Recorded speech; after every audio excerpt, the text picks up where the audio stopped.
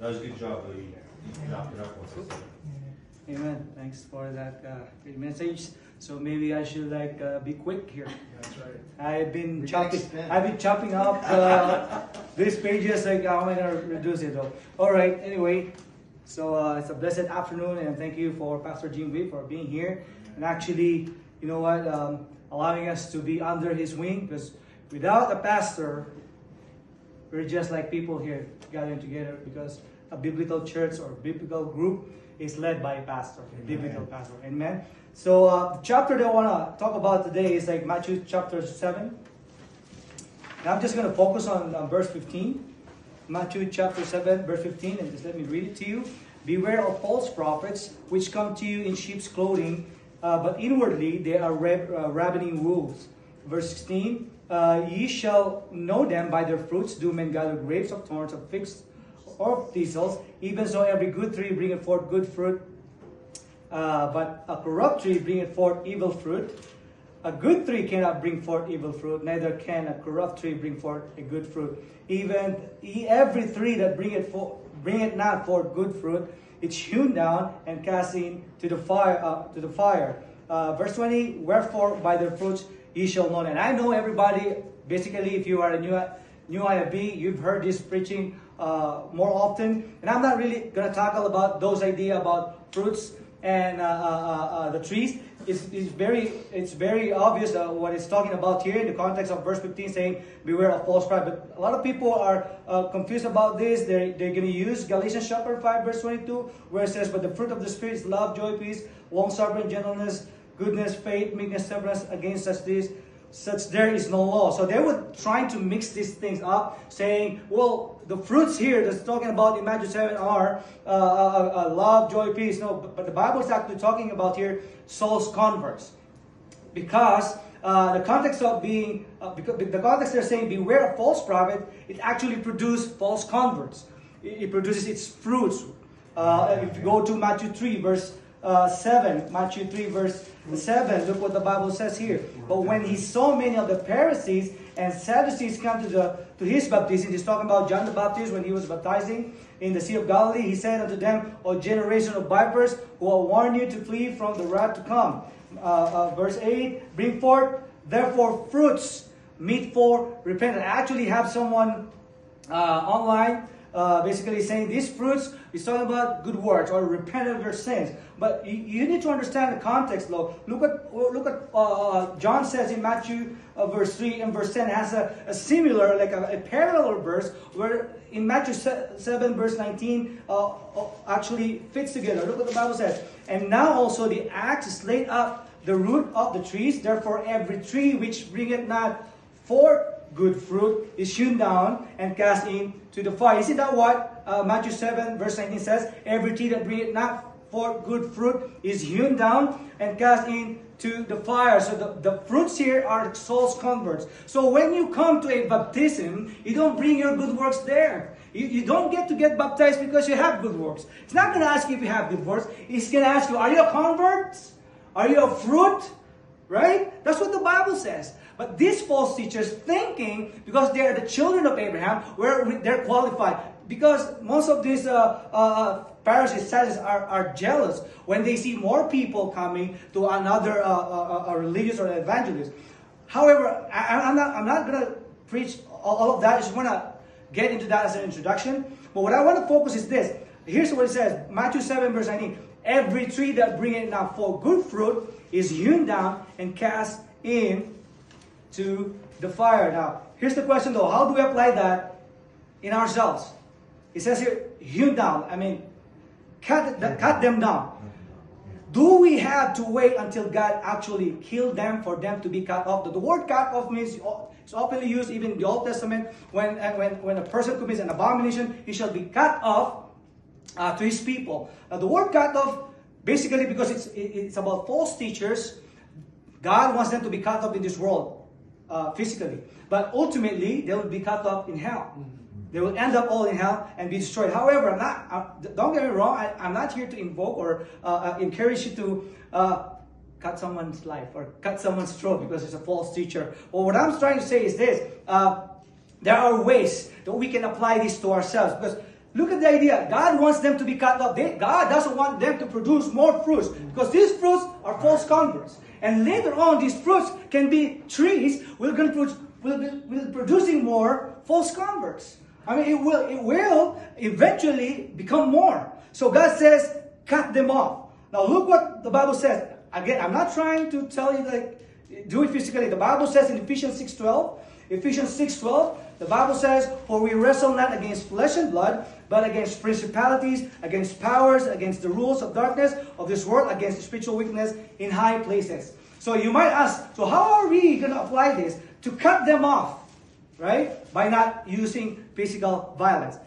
Well, the first thing is this. You have to go out and preach the gospel. Because the Bible says in Ephesians 6:17, and take the helmet of salvation, the sword of the Spirit, which is the Word of God. See, when we go out soul winning, we're actually cutting those vines, connection from these false teachers. When a person hears the good news of the gospel, that's the time when he believes, you cut them. You set them free. The Bible says in Acts 26 verse 16, the Bible says, or the Lord Jesus says to Paul, saying, but rise and stand upon thy feet, for I have appeared unto thee for this purpose, to make thee a minister and a witness, both of these things which thou hast seen, and of those things that which I will appear unto thee. Verse 17, delivering thee from the people and from the Gentiles unto whom now I send thee. See, when Paul got saved, God says, there's one purpose I want you to do. Go to the Gentiles, rise up, stand up, because I want to send you to the Gentiles. To what purpose? Verse 18, to open their eyes and to turn them from darkness to light and from the power of Satan unto God, that they may receive forgiveness and inheritance, that them which are sanctified by faith that's in me. See, when you're preaching the gospel, when you're sharing the word of God, when you're actually carrying the Bible and preach the sword that will cut through that spirit. The Bible says that the word of God is quick and powerful and sharper than any two-edged sword, piercing even to the dividing asunder of the soul and spirit and the joints and the marrow, and is the discerner of the thoughts and intents of the heart.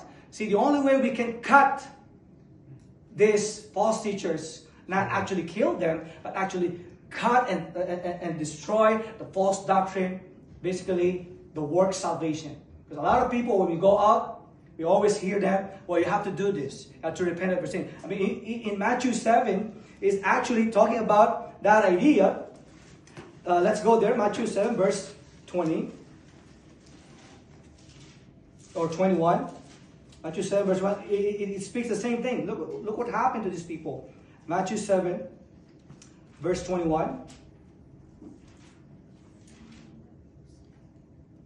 Okay. He's saying here, not everyone that saith me, Lord, Lord, shall enter into the kingdom of heaven, but he that doeth the will of my Father which is in heaven. In verse 22, many will say to me that day, Lord, Lord, have we not prophesied in thy name? And in thy name have cast out devils, and in thy name have done many wonderful works. These two verses defines repent of your sins. They say they know the Lord, but then they actually brag what they did. Isn't that how repent of your sins is?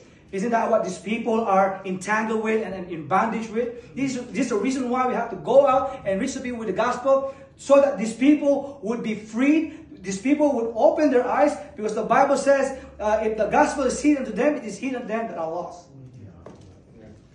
So, what should we do? John 8:32, and ye shall know the truth, and the truth shall make you free. That's how you cut it off, so that they would be free. Right? So I'm just going to try to skip a little bit of this. What's the next thing that you can do to cut them up, to cut this thing off, this false doctrine, this false trees that brings false converts? The Bible says you have to mark them and avoid them. Romans 6:17. Romans 6:17, here's what the Bible says. Now I beseech you, brethren, mark them which cause divisions and offenses contrary to the doctrines which ye have learned, and avoid them. Verse 18, for they that are such serve not our Lord Jesus Christ, but their own belly, and by good words and fair speeches deceive the hearts of the simple. A while ago, Brother Jesse Spijo, everybody's seen it. I mean, he made it clear. It's like he's putting a line over here, saying, you're a false teacher, and the Bible says, you're not preaching the right gospel. He put a clear distinction that this person must be marked as a false teacher. See, we Christians sometimes we are shy away to actually preach the Word of God and to make a stand and say, you are wrong. The Bible says works is not part of salvation. And sometimes, because some of these false teachers are part of their family, our relatives. Back home, I have two relatives that are preachers. I have an uncle and I have a cousin who are graduate of Bible school, and they preach and repent of their sins. And when the time comes that I was able to understand the Word of God, I kept reading it and understanding, listening to biblical preachers, and the Lord's just urging me, you have to make a stand. Because these preachers are preaching damnable here, bringing people and pushing people to hell. You need to cut them off, the Bible says. Do not be afraid, the Bible says. So we need to keep studying the Word of God. We need to keep focus ourselves whether we should be on God's side or should we be on those sides. Because whenever we are, let's say, I am afraid to judge. I cannot just actually give my judgment. We're actually giving that, or you're actually participating for that confusion. Because you yourself, you cannot determine whether he's a false teacher or not. Can you just not declare it? Can you just not be able to explain it? Well, one of the reasons why is because you're not reading your Bible. One of the reasons why is because you're not paying attention. One of the reasons why is because you're not really into understanding what God wants you in your life. Yes, it's good that we are coming to the church. Yes, it's good we sing and we praise God. Yes, it's good to fellowship. But more important things is to do the work of God. And part of the work of God is to cut those things that are causing people to go to hell. You have to be tough. So here's the question though. When do we mark them and avoid them? Of course, we don't just right away judge them. There's a procedure the Bible tells us how do we do that. And saying here in Titus 3:10, it says here, a man that is an heretic after the first and second admonition, reject. Okay? So the Bible says you have to admonish him first. Admonish him what? You don't admonish him with your wisdom. Admonish him with the Word of God. The Bible says, preach the Word, be instant, in season, out of season, reprove, exhort with all long-suffering and doctrine. That is why it's important that we are constantly studying, we are constantly hearing, attending church, actually participating, going out, and so on. Now, I'm just going to cut it short. There's one more verse that I want to add. There's one more tree that God wants to cut. In Luke chapter 13, let's read it together. Luke chapter 13, there's one more tree or one more branch that God wants to cut. Because people think, oh, it's false teacher. God wants to cut false teachers. But look the verse here in Luke chapter 13. Let me read to you. He spake also this parable. A certain man had a fig tree planted in his vineyard. And he came and sought fruit thereon, and found none. Verse 13 and verse 7. Then said he unto the dressers of this vineyard, behold, these 3 years I come seeking fruit on this fig tree, and find none. Cut it down. Did you get that? Why cover it the ground? Verse 13 and 8. And he answering said unto him, Lord, let it alone this year also, till I shall dig about it and dung it. And if it bear fruit, well, and if not, then after that thou shalt cut it down. Now let's just go to John chapter 15. Just one more. John chapter 15. John chapter 15 verse 1. Just want to connect this parable. I am the true vine, and my Father is the husbandman. Every branch in me that beareth not fruit, he taketh away. And every branch that beareth fruit, he purgeth it, that it may bring more fruit. Now ye are clean through the word which I have spoken to you. Abide in me, and I in you, as the branch cannot bear fruit of itself, except it abide in the vine. No more can ye except ye abide in me. I am the vine, ye are the branches. He that abideth in me, and I in him, same that bringeth forth much fruit. For without me ye can do nothing. If a man abide not in me, now notice word, he is cast forth as a branch, and is withered. And man gathered them and cast them into the fire, and they are burned. Did you know that in the Christian life, there's also God who wants to cut off? When God says, well, a certain man had a fig tree, he planted on a vineyard. Actually, the context with this, or the main application with this, will be in Isaiah. I don't want to go further with this. The idea of this is about Israel. God planted Israel. Let's just go there. It's Isaiah chapter 5. I just want to show it to you. Look what it said, chapter 5, verse 1. Now I will sing to my well-beloved a song of my beloved, touching his vineyard. My well-beloved had a vineyard in a very fruitful hill. So I was just go jump on verse 7, just to get that context. For the vineyard of the Lord of the hosts is the house of Israel, and the man of Judah is pleasant plan. And he looked for judgment, but behold oppression, for righteousness, but behold a cry. However, this also applies. I think that's the main application for this parable. Is time's up? Wrap it up. So here's the thing. It also applies to an individual Christians. See, God expects fruits to you. See, He said here, I came to you for the last 3 years, but I still see no fruit. See, God says, I'm expecting fruit to every believer. So can I just be a saved person and not to have fruits? You can do that, but God says, no, I'm still going to expect fruit from you. See, God said, I will plant you. I will put the pens on you. It says here in Isaiah 5, verse 2, and he fenced it and gathered out the stones thereof, planted it with the choicest vine, and built a tower in the midst of it, and also made a winepress therein, and he looked that it should bring forth grapes. See, God has done everything. He will plant you in a good group. He will plant you in a good a place where you can learn, you can grow, you can have all the nutrients that you have, so that God says, I am expecting fruit from you, or else I'll have to cut you off. Now, ultimately, you could lose your life here, but you're still saved. Just because it says He's going to cut you off, you lose your salvation. Nobody's going to lose that salvation. However, God can cut that blessings in your life.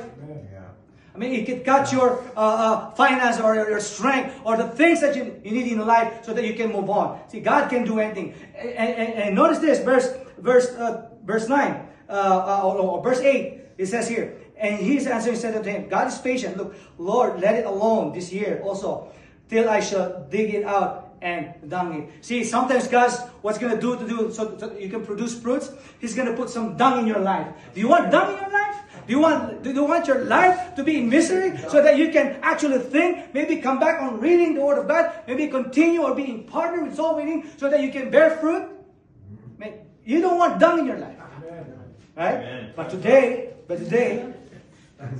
you have to understand what God has to say to us, right? Live that Christian life, go and cut more false doctrine, false teachers, and then let not us end up being cut because we're not doing the work of God. Amen. It's crazy. It's a lot.